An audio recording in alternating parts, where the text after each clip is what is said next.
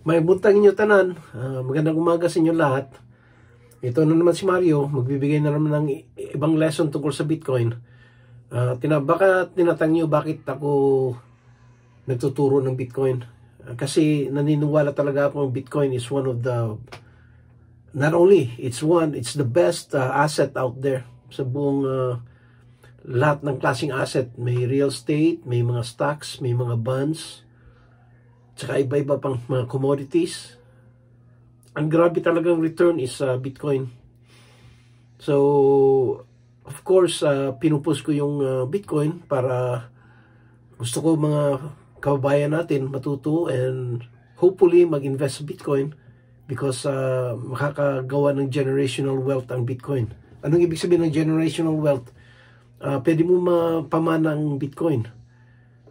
Tumataas yung value ng Bitcoin. Ang sinasabi nila aabot ng 1 million 2030, matagal pa. Pero kung naniniwala ka noon, kung may high conviction ka na mangyayari yun, so hindi ka matatakot mag-invest, di ba? Ang pag-uusapan natin ngayon is why Bitcoin is considered a store of value. Ano bang dahilan bakit tumataas ang value ng Bitcoin? What is the reason behind it? Bakit maraming nag-i-invest sa Bitcoin? Why is it the highest form of asset right now? Bakit sa lahat ng mga iba-ibang klaseng asset yan ang pinakamalaking return sa history ng mankind? Well, it's because of this. It's a store of value. Anong ibig sabihin ng store of value? Alam mo yung pera. Di ba yung papel lang ang pera pero may halaga yung pera. Kahit papel lang, yung peso natin. Ang problema na sa peso, dumilit ang value. Imbis na yung 1 peso noon, marami ka na mabibili. Ngayon, napakamura na. Dollar, dito sa US, dollar ginagamit namin. Noon, meron kang $100, ang laking pera na yun, ang laking halaga na yun. Eh ngayon, $100, parang isang ka na mag-full tank ka lang sa kotse mo. Sobra na sa $100. Lumiliit rin. Iba-iba talaga ang Bitcoin. Ang Bitcoin, ang store of value niya, tumataas ang value. And the reason for that is scarcity. Ibig sabihin ng scarcity, pinag-usapan na natin, one of my lessons was about scarcity. Ay ibig sabihin nun, kumukonti yung Bitcoin. Instead of gawa ng Bitcoin, sinet nila ng si Satoshi Nakamoto, ginawa niya hanggang 21 million na ang pinaka-maximum. After 21 million, hindi na sila gagawa ng Bitcoin. Hanggang doon na lang. And over 21 million, merong almost 4 million nawawala. Ibig sabihin na hindi nila mahanap or hindi nila alam yung password so 21 million minus 4, meron ng mga 17 millions nagsisirculate. Hindi pa nila namina lahat, magmamain pa sila, so kulang pa ng mga almost 2 million siguro. So right now nagsisirculate ngayon 19 million minus 4 million, that's 15 million. Sa 15 million ng kalahati noon, nag-huddle. Meron akong lesson sa huddle. Nag-huddle, ibig sabihin noon, hindi na binibenta, hinawakan lang nila. I would say mga 50% noon, hinahuddle nila yung Bitcoin. So minus mga 10 million na naman. So mga 7 million na ngayon ang ginagawin nila, even less. Yung demand naman ng Bitcoin tumataas. Tinatanggap na ng mga iba-ibang gobyerno ang Bitcoin, lalo na ang US. Tumanggap sila ng ETF. Pinag-usapan na natin sa isang lesson tungkol sa ETF. Na ang ETF is the easiest way to get into Bitcoin kasi parang stock yun. Bibili ka ng stock nun, hindi mo alam kasama na pala ang Bitcoin nun. So kung bibili ka ng whatever stock, there's 12 ETF na in-approve nila sa US. And last Monday, in-approve nila ang ETF sa Hong Kong. That will give access to mga Chinese para bumili ng ETF. Ganun din sa Korea, hindi pa na-approve pero nag-apply sila. Japan, ganun din. Sa Australia at saka United Kingdom. Lahat sila, meron silang ETF na pinapa-apply nila ngayon. And not only that, mga gobyerno, tumatanggap na. El Salvador, ang the first country na tumanggap ng Bitcoin as their parang pera. Ginawa nila parang pera ang Bitcoin nila. Kasama na sa peso nila. So dalawa ng form of currency nila tinatanggap, which is Bitcoin and ano yung currency na I think it's a peso too. And ganoon din sa Saudi, sa mga Middle East companies, Middle East countries na tumatanggap ng Bitcoin. So the demand is getting bigger, the supply is getting smaller. So tataas talaga, knowing supply and demand sa economic, sa accounting class mo. So, and economic class. So that's basically what's going on right now. So ang nangyayari, Bitcoin again, nag-umpisa siya, actually dalawa yun, as a store of value, at saka yung gumagawa sila ng blockchain. Yung blockchain, hindi na magbabago yan. Kaya nga maraming mga iba-ibang altcoins out there, they're trying to make the blockchain better. Pero wala sila sa store of value. Kasi nangyayari ngayon, ang Bitcoin is parang digital gold. Kung alam mo yung gold,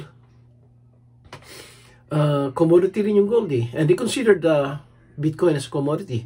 So, ibig sabihin nun, ang gold used to be the #1 store of value. So, nangyayari ngayon, they base all the money based on the gold. Gold standard ang ginagamit nila.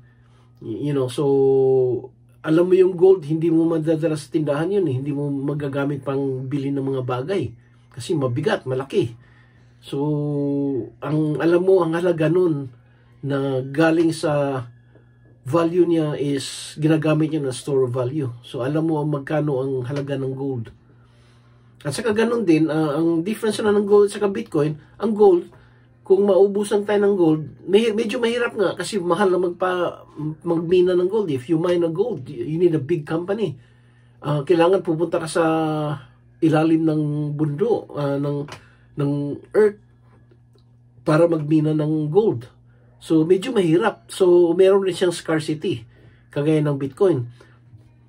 Pero hindi siya maubusan. Kasi marami pang gold out there, hindi pa lang namina.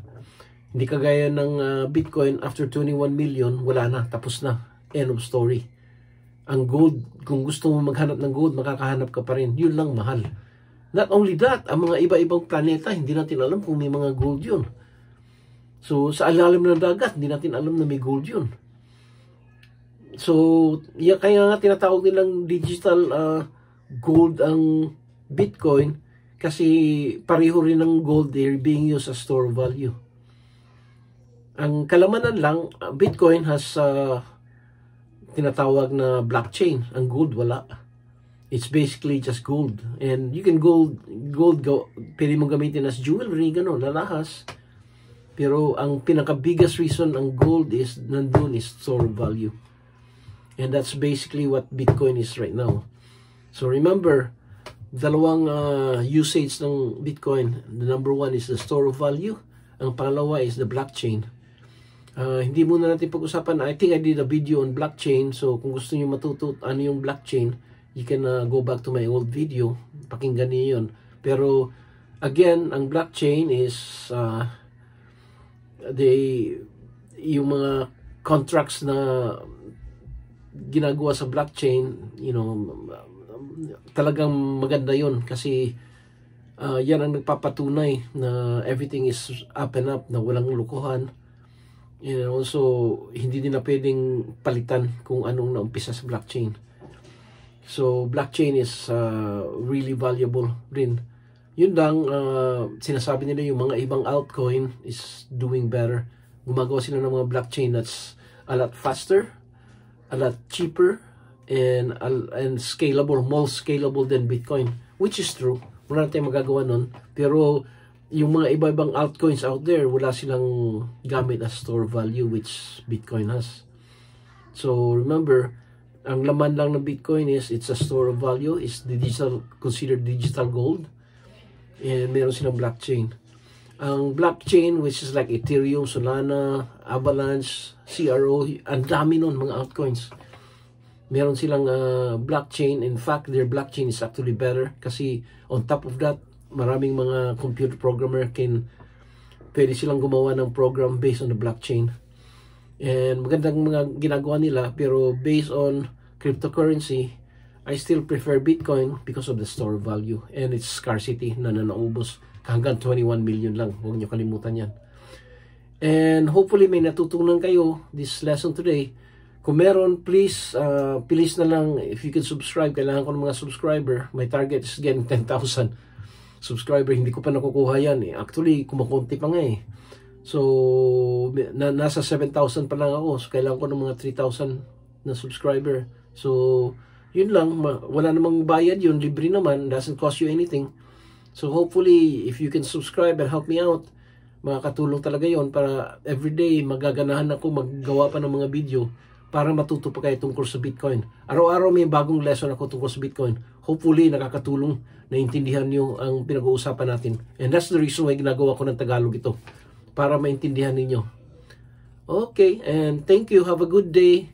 Daghang salamat ninyo tanan. Maraming salamat sa inyong lahat. Thank you. Bye.